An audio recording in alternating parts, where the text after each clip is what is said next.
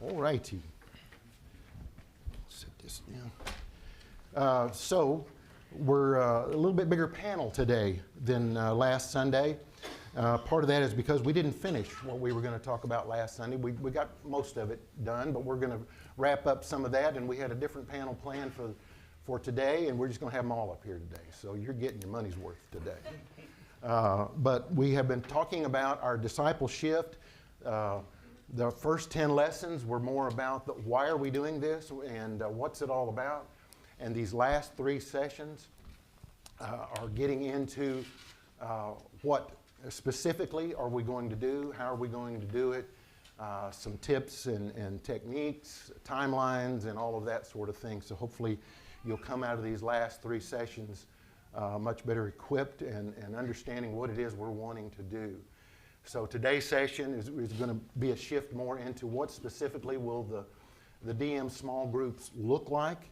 And then next week, it'll be a wrap-up. We'll cover some of the highlights from all those first 10 lessons and lay out the timeline and talk some more about the resources available and some of that sort of thing. So, but first, before we jump into the DM group stuff, we're going to finish up what we had planned for last week. And we had gotten down to follow the Spirit's lead, I believe. And the main point there, just make that quickly, is that this is, you are doing kingdom work when you are discipling others. And there's some people are very nervous about reaching out to others, don't know who to reach out to, what to say, and that sort of thing. And we just said, one of the things we said last week was pray, pray, pray. And once you pray about this and fast about this, be expecting the Spirit to lead you and guide you in that. And so the worst thing you could do then is just jump out and not follow the Spirit's lead on that. You get the nudge from the Spirit.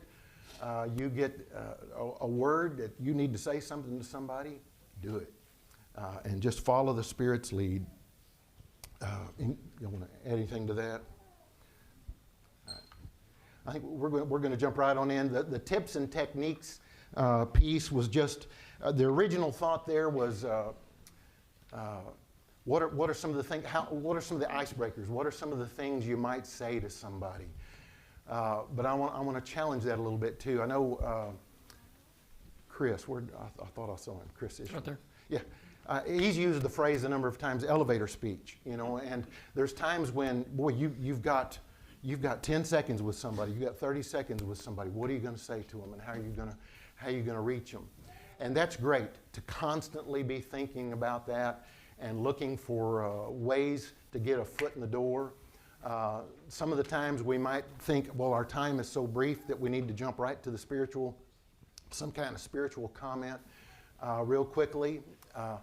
But I just caution that, because like what we've spent a lot of time talking about last week and prior to that, the most important thing you can do is establish a connection up front, build a relationship with them, start to earn their trust, and then they'll open up far more to you than what they might do with just a quick little sneak attack kind of a question that you hit them up with.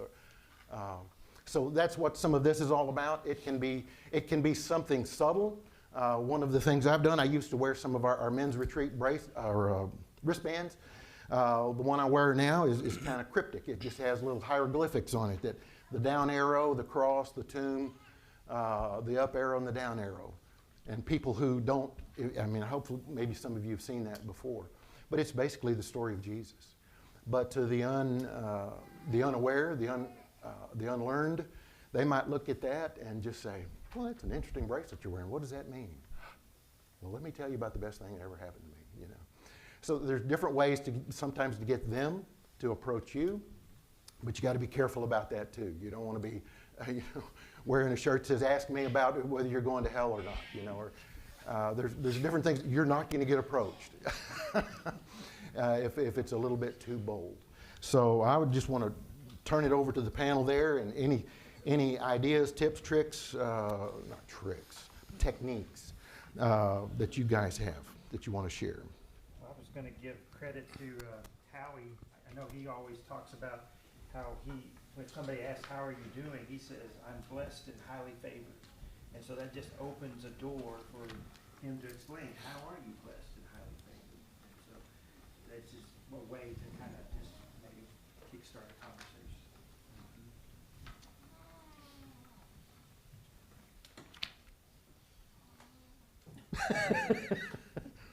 More. Yeah, we hit on this last week. The shock and awe approach doesn't work, right? The shock and awe of, do you know if you died today, whether you'd go to heaven or hell? That doesn't work in today's culture. I'm not completely convinced that it worked in previous generations either. Randy Harris said that's what they used to say in door knocking campaigns when he was at Harding, and often got invited to go first, right? If we genuinely develop a relationship with the individual, where we're asking questions about not just their life, but asking about their family and actually get involved with them, I think it presents a greater opportunity to open up about how Jesus has changed our life. Grady mentioned the bracelet that he wears. There's a group of guys around Harding that wear T-shirts that say "Trust and Follow Jesus," and I've already asked Miss Christie over here to make some of those shirts for me. Grady and I Friday were on a Zoom call with Paul, our coach in all of this, and he had a shirt on that said, "Ask me why I follow Jesus." So that's the second one. Christy, you want to write that down? But it's just being creative, I think, and open to developing relationships with people, which I think sometimes we say, well, I don't have time for all of that. Yeah, we do. We do. It's a matter of, do we actually love the person enough and care enough to develop that relationship for the sake of their soul and where they'll spend eternity, right? I think that's a really good point too. That the intention of it, right? Yes. We're going out to meet people, greet people, get to know people a little bit. It's not because we're working to try and work out our own salvation, right, or convert them in the sense of, oh, we need to get them here. It's out of love, right? It's because Jesus loved me enough to have people reach out to me, that I reach out to other people. It's not a focus on conversion for the sake of conversion. It's sharing Jesus with somebody because he loves us and we love them. I think that helps me with the idea of, do I have time for this? Well, am I trying to love people the way Jesus loved people? He made time, right? He made time for it. And it made it a lot more relational, too. If you love somebody, you develop a relationship with them. It's not a drive-by versing. Is that you just kind of drive by, boom, boom, here's a couple verses, good luck. You know, it's a relationship. Well, and figuring out what they need, where they're at, is key, because I'm not going to have the same conversation with somebody who doesn't know Jesus at all versus maybe one of the youth guys over here that want to grow in their role as a disciple, right? They clearly know enough about some things already, but they want to grow. So yeah, meeting the person where they're at is key, and listening is the easiest way to do that, I think. I guess if we could have drive-by versing's, we could just drive around with buckets of water and have drive-by baptism. But I think the other thing that goes to that is not worrying about who the individual is from this standpoint. Like, what does other people think of that individual? We used to have a restaurant, barbecue place downtown, and we would go there often because I knew the guy, and went in one night, and there were two guys sitting at a table, and they were a gay couple. But I went in, sat down with them, talked to them a little bit, hugged them, invited them to church, and the owner comes over to me as we're eating dinner, and he goes, "Shannon, you do know about those guys, right?" And he's doing that. And I'm like, "Yeah, I know about those guys. But they need Jesus too, right?" And so if the opportunity presents itself, we should share, regardless of what other people may think about him. Because one of the accusations made against Jesus that was true is that he ate with sinners, tax collectors, and ladies of the night, right?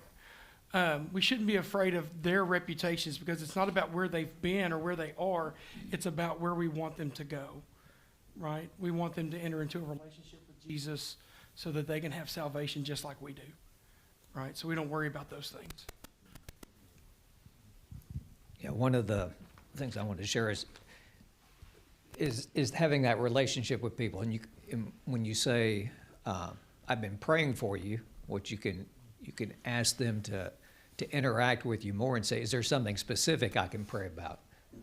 So you let them know that you care about them, but also that you want to deepen that spiritual connection with them.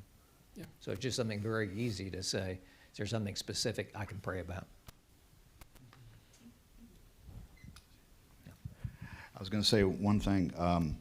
One thing that was mentioned last week that really stuck out to me, and I can't remember exactly how it was phrased, but it's basically reach out to win souls, not debates. If we go and we talk to somebody and they see our intention is to test their Bible knowledge or, catch them in a theological error that they have, they're going to pick up on that immediately. But like you said, if we go in and ask them, "Hey, this is what I'm struggling with. Can I pray for you? If you're struggling with something, let's pray together," or something. Meet them where they're at. And I think if you go into it with the right mindset, I think we'll be vastly more successful.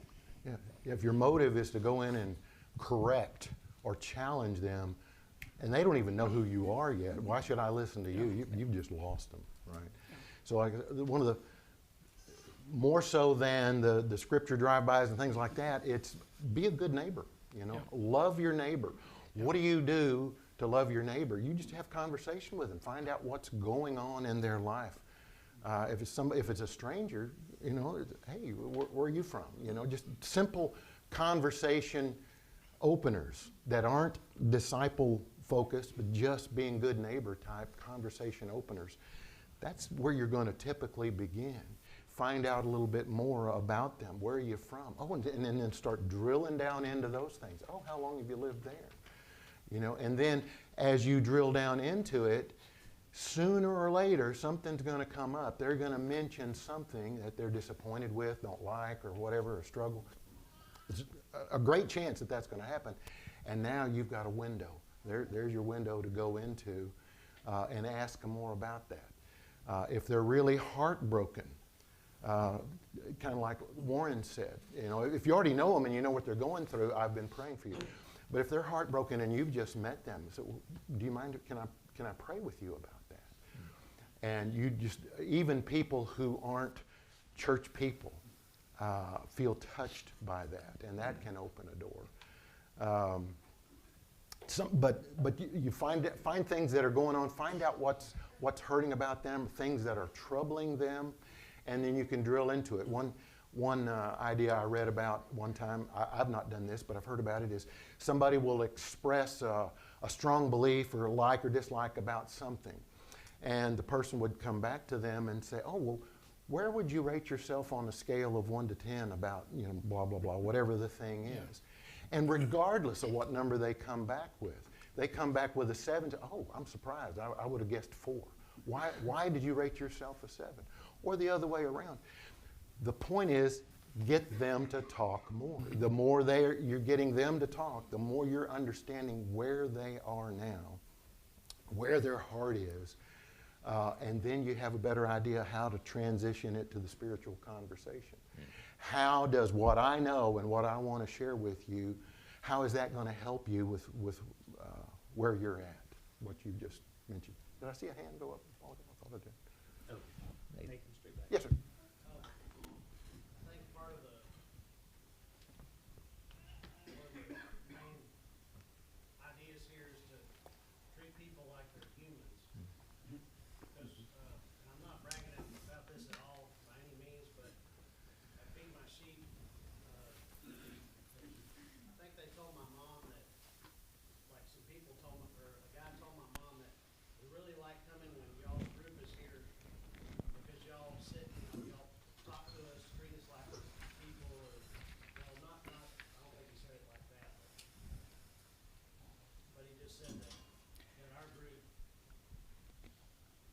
different than other groups that might go there.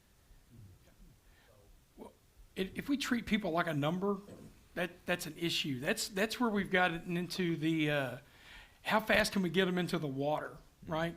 And I know Grady said this last week, and we've kind of alluded to this as we've gone. This isn't just about getting them into the water. I think that's where we've done a poor job in the past. We get them baptized, and then we just kind of leave them on their own. And as we're adding to the kingdom, it is about discipling them, having those conversations, having them die to themselves in baptism, be raised, but then also continuing to walk with them to develop them as disciples. And so it's not just about getting them dunked, because at that point you're just getting people wet. We want to see, I think, what the gospel calls us to, which is transformed lives that are drastically different from the time they come up out of the water and move forward. And so from that standpoint, it's not just about getting them wet. We want to make sure we're continuing to help them to grow spiritually as disciples, so that they can become disciple makers and continuing in the process. So, Yeah, I think that's huge, right? It's disciple maker, right? that's where we want to get to. That's right. What we win them to, or win them with, is what we win them to. I'll brag, Nathan, for you, because no, it's okay. We want to celebrate good things. That's right. So when I'm gonna feed my sheep sometimes, and I see him praying with people, every shopper that comes through, I know, because I see him, right? I see him doing it, pulling them off to the side before they put their stuff in the car, and he's praying with them, and he's writing down specific things, and there's a fishbowl in the back in the lobby of some of those prayer requests. Please take one, pray for that person, follow up, right? But I love that. And I learned so much from my own kids, right? So we had our neighbors over last night for a meal and to get to know them a little bit. But I think part of what opened up that door, honestly, was my daughter making a blanket for their new baby, right? And taking it over and getting to know their kids a little bit when they're outside playing in the front yard, and little things like that. But we see it, right? It's about that relationship, or just asking the person who's dropping my groceries in the back at Walmart pickup, what can we pray? Can I pray for you today? Do you have, what's going on that maybe you need some prayers for, right? And they're trying to get your stuff in and out of your car as fast as they can, and then they're kind of like, wait, what did you say? Right?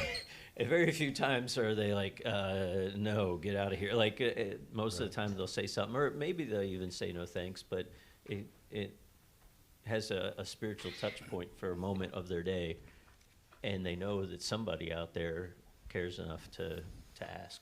I was going to say, watching Nathan ask them, sometimes it's always interesting. There are those folks, is there anything we can pray for you about? And there's some folks, yes, here's a list, And because they're troubled and they feel the need and desire. There's other folks that you can kind of tell are kind of scratching their head. I hadn't thought about that. Well, maybe this is the first time they've thought about praying or talking to God all week, and you've at least opened that door.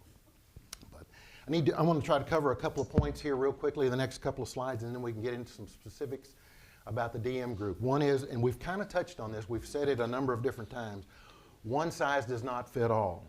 So we need to tailor the conversations and the door opening conversations, as well as where if we get them to come to a study with us, where we study with them, depending upon where they already are. They may already know the Bible fairly well. They're just distant from God. Or they may never have opened a Bible in their life. And the two different extremes there, you're going to study with them differently. You're going to approach them differently. But as you have the conversation starters, speak into their initial questions, whatever their concerns are, let them know. Treat them as a human. Let them know, I am concerned about you. I'm not here, kind of like Bart said, I'm not here to impress you with how much I know, or to impress you that I know my Bible better than you do. I'm just concerned about you as a person. I'm concerned about the destiny of your soul. And you don't necessarily say that to them in so many words, but you show that to them in the way that you listen to them and talk to them. Don't assume they do or don't believe in God. and don't assume they have any familiarization with the Bible. Now, when we say tailor, don't take this the wrong way. We're not saying, well, tailor the theology that you present to whatever seems like they will accept. No, we're not saying tailor that. Just tailor where you begin with the conversation and where you begin with the studies. And stick to the essentials. We've talked before, I'll touch on it again a little bit next week, the different levels of conviction of our faith. There's the essential things, there's the important things, and then there's the personal things. There's no point at all in bringing up the personal things and probably not even too many of the important things initially. It's the essential things. What do they need to know? They need to know about Jesus. And stick to those things early on. Okay, I'm going to transition from that. We want to get into the focus about the DM groups because I know there's a lot of questions about that. So the launch, just some initial expectations about the launch. We hope, we desire that everyone is going to get engaged because this is the Great Commission. Jesus commanded it, his final words to his apostles, like we've had on our title slide all along.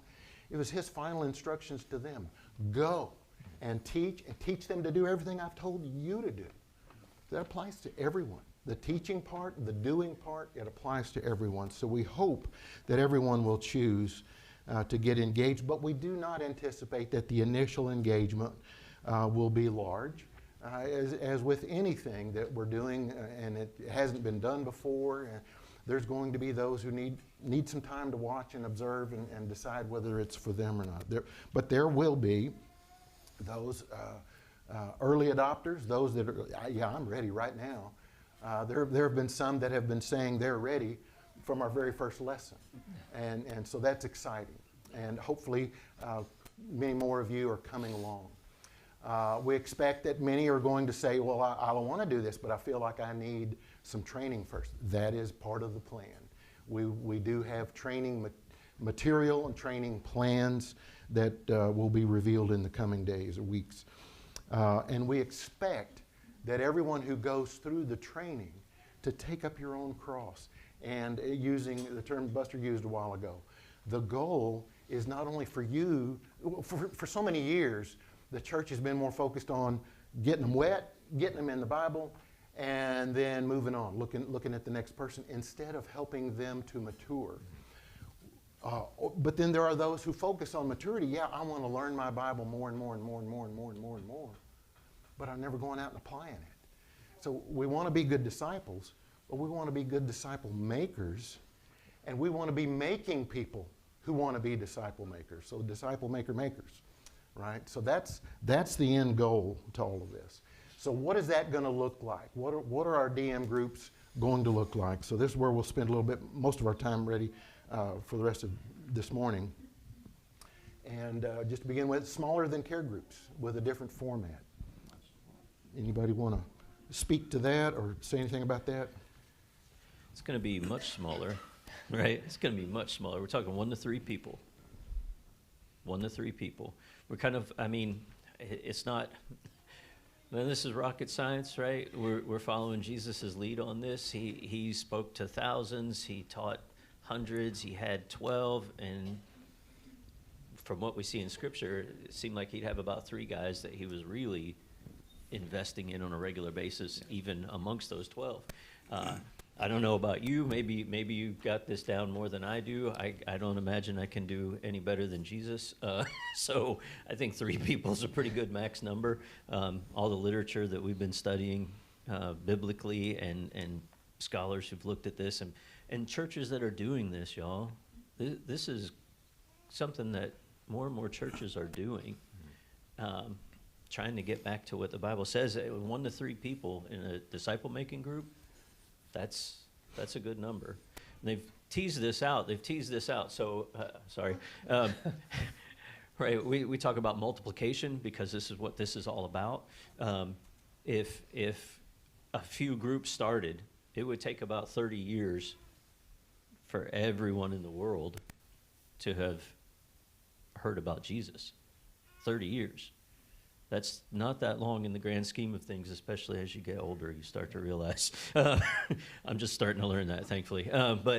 Yeah, it's small. It's small, but the point is for multiplication to happen. So 1 to 3 people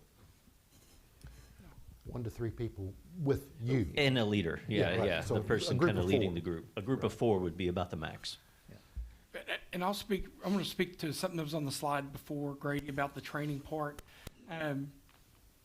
We expect that most will want or need some DM group training initially.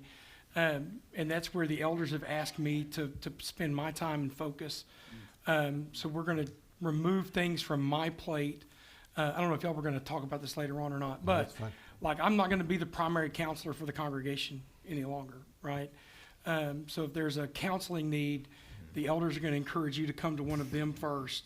And then if it's beyond them, then it will eventually get to me if it needs to be. But my focus is going to be on preparing, training, and equipping each of you to do this. Rob and I have had multiple conversations about this, and I've had conversations with this about other ministers. It is far more difficult for me to generate groups like we're talking about than it is for you, because once people find out that I'm a minister, you know what they do? And they're a totally different person, right? Now, I'm still going to do groups. Don't hear me saying that I'm not going to do that. But my primary focus is going to be to prepare and equip you to do this. And I shared with Grady and with Buster's, and I can't remember if I shared with all of them, but as I'm generating this curriculum, I thought, man, this is kind of cool. We could do this with other stuff too, right? Like if you want to do a study on a certain book, well, what does discipleship look like from the book of Ruth, right? We probably wouldn't think of that. But that's something that I'm sitting here thinking, man, that'd be kind of cool to look at and write and do that for each book as people want to study that. And so that's going to be my primary task going forward. And they'll tell you, I've struggled with that. And I've struggled with it because there's a feel of, at least from my initial perspective, that I'm not going to get to spend as much time with you. And in the one-on-one and just the relationship part from me. But at the same time, this is not a priority for our church. This is the priority. Disciple making is the priority. It is kingdom priority. And we will find time for us to hang out together and still grow. So I'm looking forward to it and seeing where it goes. So Yeah, I think too, right? That goes back to that multiplication yeah, idea, right? If Shannon's able to help train, equip a few people, and those people are being disciple makers, that's going to be way more people reached than what he can. I mean, right? We've been trying to help him get out of his shell a little bit and be a little more outgoing, but it's hard, man. I mean, just let me have my corner, okay? All right. Some of the other differences between care groups and the DM groups: more focused training, a goal of evangelism. It's not just the same old social gathering. Let's enjoy. We enjoy our time together. We're learning about each other. We're learning about the struggles we're going through, and we're loving on each other. That's all good, and that is essential. But we've got to take it to the next level. I would venture to say that very few care groups spend much time talking about who can we bring in, who do we need to reach, who is an unsaved person around us that we need to go talk to. That's what the DM groups are going to be focusing on, reaching the lost. A written, verbal, I'm going to throw a couple up here and then let you guys speak to either one you want. A written, verbal group covenant may help. And also the notion of most of the groups, it'll be generally better if it's 4 men meeting together and 4 women meeting together, unless you have a couple and neither one of them have know Jesus and they want to study together, then that's probably going to be better for a couple to study with that couple. But otherwise, there's advantages to being grouped by gender. So either one of those points. I would just say really quickly, the group by gender, it goes back to what you were saying earlier. It's starting where they are, right? So if it's, like you said, if it's a couple, it would be great to have your wife sit alongside you. And then you could, they can speak to the female side. I don't know about you, the other guys in the room. I don't know what it's like to be female. So it's going to be helpful to have someone in that situation that can speak to that, and even to the spiritual and physical needs of a female that's in the group. So, as far as the covenant, I know that might make some people a little nervous thinking about that, but it's basically just whether it's verbal or written. And I think it was Brian taught the lesson about the different group levels, the transparency group. One of the reasons for the smallness of the group, you want more engagement. If it's a big group, then any one individual that's got some burning questions is not going to feel as comfortable sharing that. But you also want people to open up. You want them to be open and honest and transparent and confess. But some people aren't going to do that unless they get the nod from everybody in the room that this is staying here, right? So that's kind of what's meant by a covenant. But the covenant can also be, I commit to being here.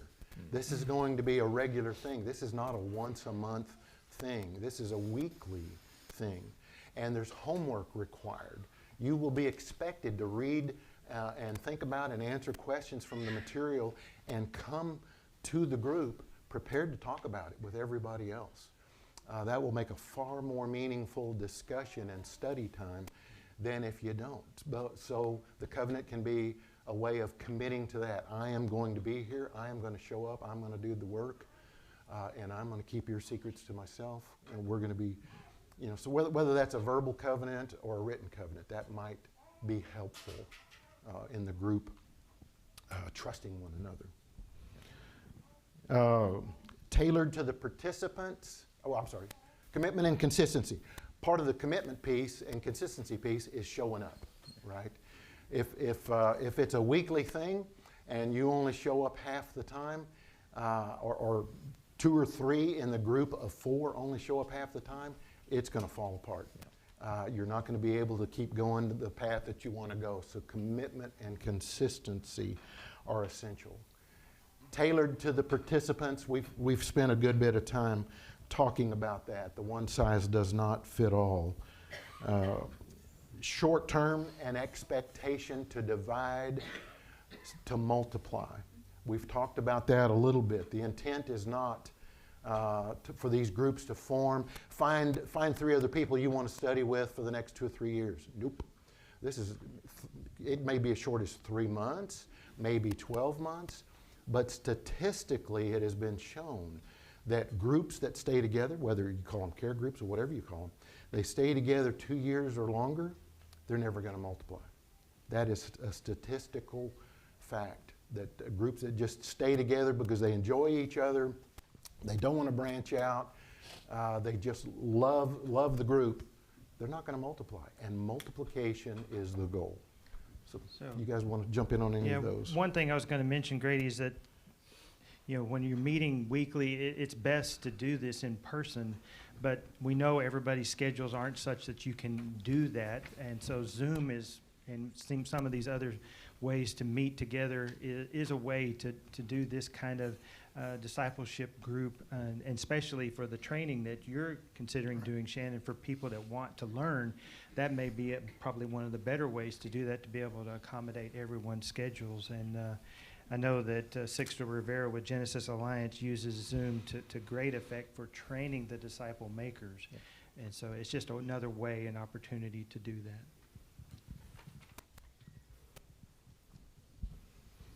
that. In addition to being short-term, the process needs to be simple and reproducible. This is not a complicated thing. You don't need to worry about, and I've used this as an example before, you're not going to get, during these focused groups, you're not going to get into explaining Ezekiel to them or Revelation to them. It's much simpler than that. And it needs to be simple, because if it's not simple, then half of us are going to say, I'm not there, I can't do that. I don't function that way. So it has to be simple. has to be reproducible, because in order to be makers, the person you make and the person that they make all need to be able to do the same thing. So the more complicated it is, the less likely it is for that chain to keep going. Y'all have anything to add? All right, I'm going to throw up here a picture. There are a lot of materials that are available out there, and we're still working on it. And Shannon's putting some together that's tailored for us. The Trust and Follow Jesus book, Real Life Discipleship books, the Training Manual, Discipleship Journey, all great books that can be used for the DM groups to study through together. Everybody takes one home. It's not just for the leader. You read and do the homework. The conversations one at the end, I can't read the top part of it from here. Real life, okay, but it's for families. Yeah. It's aimed at parents talking to kids. Yeah. And then Friend Speak and Discovery Bible Study, those are things like the Trust and Follow Jesus. The group might finish that in a couple of months or 3 months. But you're not done yet. You're still maturing, you're still getting to know each other. So you might switch over to something like the DBS format or something like that to keep the conversations going. So and this is just a fraction of what's out there. There's a lot of great material out there. Yeah, there is a lot of great material. A few of you Harding students in the room probably recognize some of it. Some of the authors of some of those books are professors that you may take or have taken. Emma got home last night for Thanksgiving break, saw one of those books on my desk and said, "Hey, where'd you get that book?" I said, why? I bought it. What do you mean? Like, do you think I stole it or something? She has the same book because she had met with the disciple making group folks at Harding. And she goes, "Oh, I know." And we looked, and there were like 2 or 3 of her professors or something referenced in there, right? So it was kind of cool to see that. It does need to be reproducible and simple. When you're in the mission field especially, right? And we all are, right? When we walk out those doors, we're all in the mission field. Finding folks and making it's so much more vast than we can comprehend anyway, but if we can focus on the essential, right? This is Jesus. Some of those concrete things that matter the most. When you've seen somebody who never learned about Jesus growing up, right? It's not part of their culture, part of their society, and then you see them within a year trying to share and invite people to Bible study, you realize it's not about you at all. It's about the Spirit. And so times when we were overseas and felt inadequate and unworthy, it's just because we were, right? But God used that. He uses our weakness. He uses our availability to great results. We see that all through the Bible, right? He's picking the weirdest, unworthy, inadequate folks to further his kingdom. So we know we can do it because we have the Spirit. We have his Spirit. Jesus left so those guys could multiply, right? So sometimes we take a step back, let Jesus be more evident in our lives, and he takes off with that, right? The Holy Spirit makes things happen we could never make happen, and if we really believe it, we get the chance to work with him. And I was gonna say something along the lines of that, Buster, is I think it's really important as we go into this that, as we talk about it, disciple making, as we go and make disciples. We are not doing it. Right. Praying that hearts will be open to follow Jesus is the approach we need to take and remind ourselves so that we don't get caught up or too full of ourselves or headed down the wrong path or doing it for the wrong reasons. Yeah. So kind of constantly reminding ourselves of that throughout the process, praying about that is super important. Yeah, that's the that's huge. Spirit-led part, right? Yeah. Because we can't see the hearts that are already preparing to have those conversations. So we rely on the Spirit to point those individuals out to us. Let me say too, really quickly about materials. That's the other part that I should have mentioned a moment ago, is that I'm here to be a resource for you. So materials you may need, because like I think it was Grady or Buster said, there's lots of stuff out there. So part of my task will be to help you find the right resource to use with the individuals that you're visiting with. So yeah, feel free to tag me on that one. All right, folks, we're beyond our time, and I apologize. I've had this slide at the end of the last two presentations, and we just haven't, there's been so much to cover, so much to say, and I apologize.